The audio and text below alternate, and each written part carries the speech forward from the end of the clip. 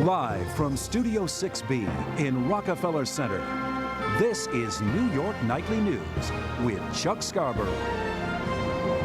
Now, as we told you earlier, tonight is the first night of Hanukkah, and here to discuss the history and the meaning of that Jewish tradition is Jonathan Greenstein. He is the menorah expert and founder of J. Greenstein & Company Auction House. Jonathan, welcome aboard here. Thank you very much for having me, Chuck. So how do you become a menorah expert? The short story is at 14 years old, I was removed from a Jewish Orthodox school, and I wound up going to public school, and I was free at 1 o'clock in the afternoon.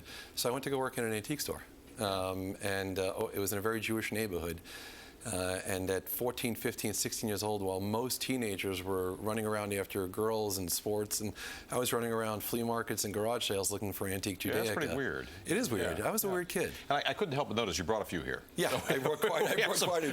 So the most valuable of the menorahs is right here. This one. And what's this worth? That's correct. This would sell today between $90,000 and $120,000.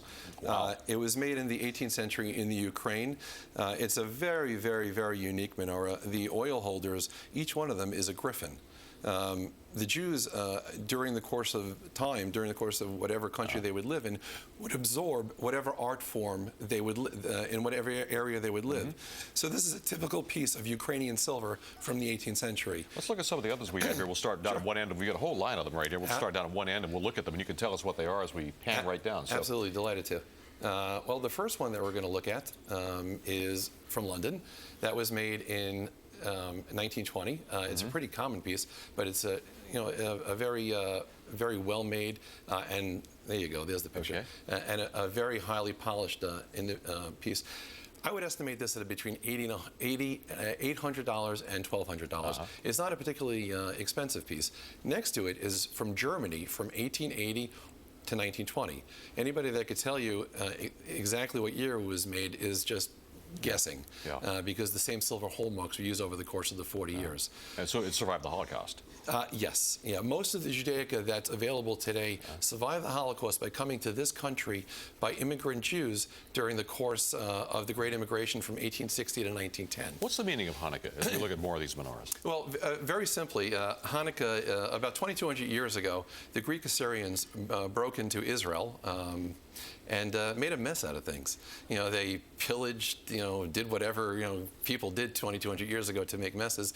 But, the worst thing that they did was they destroyed the temple, or they tried to destroy the temple, I should say. They were successful in destroying inside. The Maccabees, who I'm sure you heard of, led the revolt and crushed them.